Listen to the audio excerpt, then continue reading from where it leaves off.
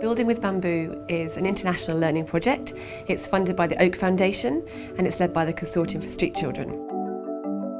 The Building with Bamboo project is working with 3 learning partners, Yokoni in Ecuador, Salve in Uganda and Siwish in Nepal.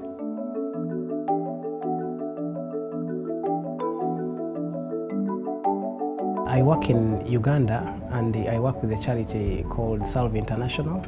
We rehabilitate, resettle and offer educational support to the most vulnerable children who are once living on the streets. Siwish is an NGO protecting and promoting the rights of children, especially children working as labor. We work with children who are working on the streets.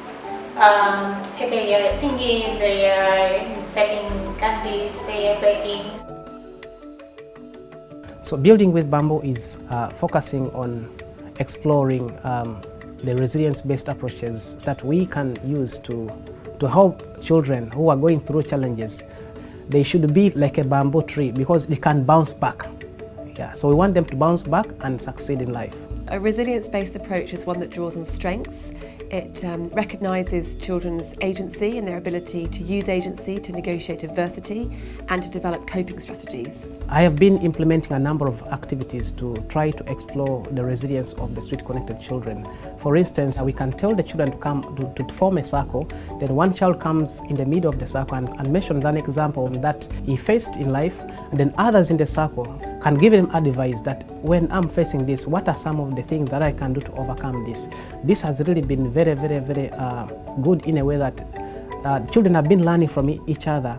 We are working just as a facilitator.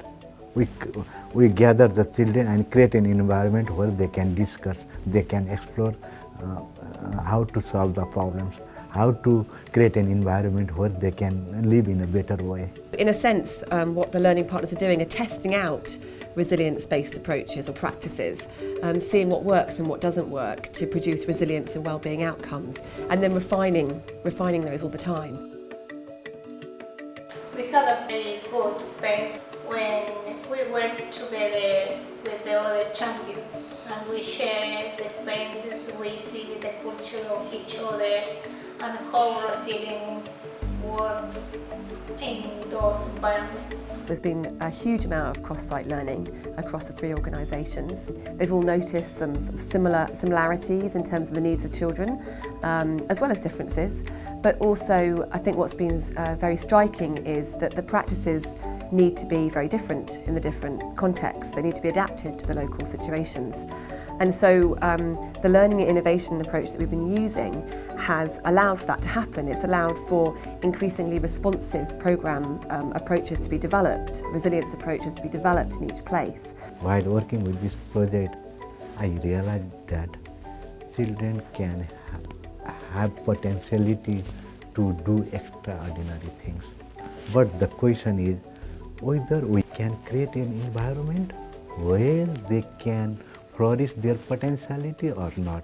If the adult support them to create an environment, children can do extraordinary things.